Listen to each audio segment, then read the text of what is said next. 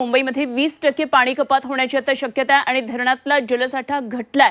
पाणी संकट त्यामुळे आता मुंबईकरांवरचा आणखी तीव्र होणार आहे। पाणी कपात 10%वरून 20% होणार आहे। तर बांधकाम जलतरण तलावांचा पाणी पुरवठा आता बंद करण्यात आलेला आहे असं कळतंय। तर पावसानं ओढ दिल्यामुळे मुंबईवरचं पाणी पुरवठ्यावरचे हे संकटाचे ढग दाटू लागलेले आहेत। धरणांमध्ये पुढचे किमान 10 दिवस पुरेल एवढाच पाणीसाठा शिल्लक आहे। तर भातसा आणि मध्य वैतरणा या राज्य सरकारच्या धरणांमधून राखीव पाणीसाठा उचलावा लागणार आहे।